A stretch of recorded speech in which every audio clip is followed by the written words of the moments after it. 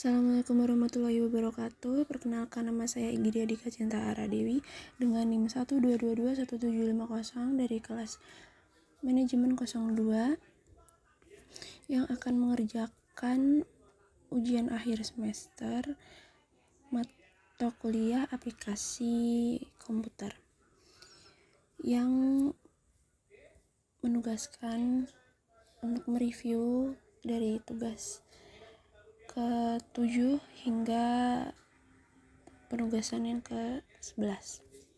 Di penugasan yang ke-7 ada forecasting.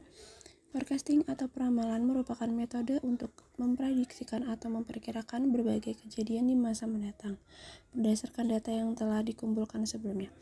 Model peramalan dapat dibagi menjadi 4 submodel.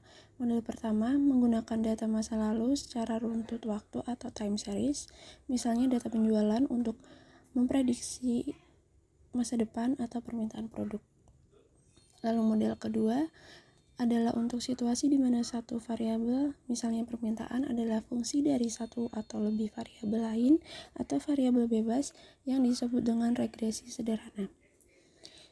Atau hanya satu variabel bebas atau regresi berganda variabel bebas lebih dari satu.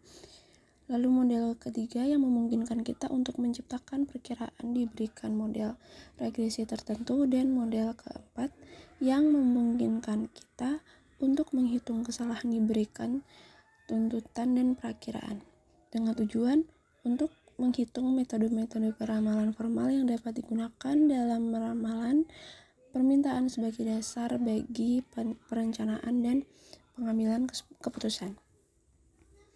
Lalu di penugasan yang ke-8 ada modul network. Network atau jaringan merupakan sambungan penghubung antara satu titik dengan titik lainnya dalam jangkauan.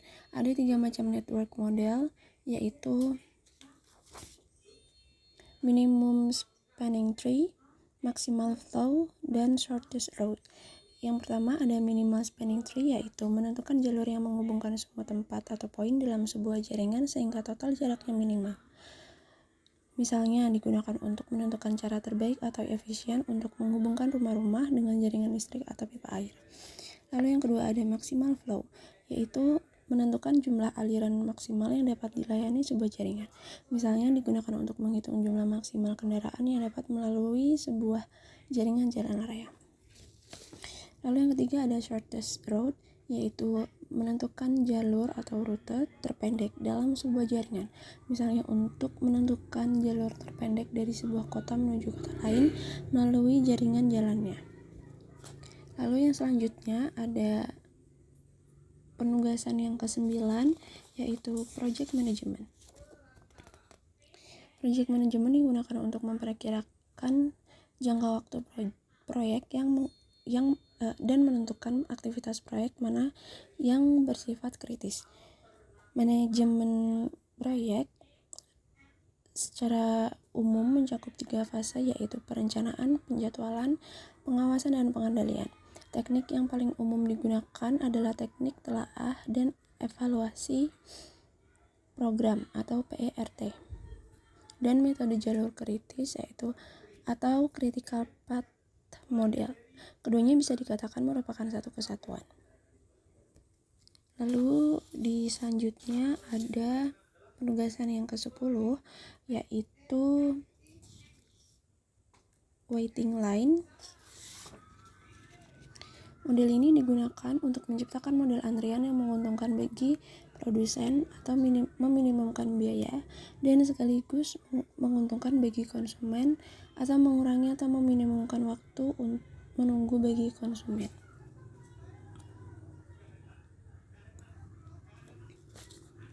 Lalu di penugasan yang terakhir atau yang ke-11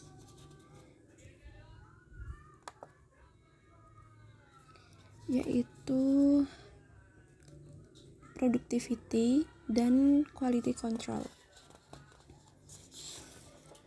Productivity didefinisikan sebagai rasio output untuk input. Dengan program POM, Ini memungkinkan untuk menghitung produktivitas dengan sejumlah input dan sejumlah periode waktu. Dan pada program PLM ini akan menghitung kedua pengukuran produktivitas, yaitu setiap masukan dan juga perubahan dalam produktivitas dari waktu ke waktu, dengan tujuan menghitung perbandingan antara hasil yang dicapai atau output dengan keseluruhan sumber daya yang digunakan atau input. Lalu quality control dengan tujuan menghitung secara statistik agar memonitor keandalan dalam memenuhi standar kualitas terjaga. Manajemen kualitas yang efektif menghendaki agar supplier dapat menunjukkan bukti bahwa keseluruhan komponen yang mereka pasokkan memenuhi standar kualitas tertentu. Oleh karena itu, perusahaan harus memperhatikan teknik-teknik pengawasan kualitas untuk menentukan apakah akan menerima atau menolak suatu komponen yang dikirim oleh para supplier. Di samping memperhatikan kualitas pada komponen, manajemen kualitas yang efektif menghendaki pula agar tidak meneruskan kepada para konsumen. Untuk itu, diperlukan pengawasan kualitas agar dapat mengurangi jumlah produk cacat yang ditimbulkan oleh sistem operasi perusahaan. Sekian dari saya. Wassalamualaikum warahmatullahi wabarakatuh.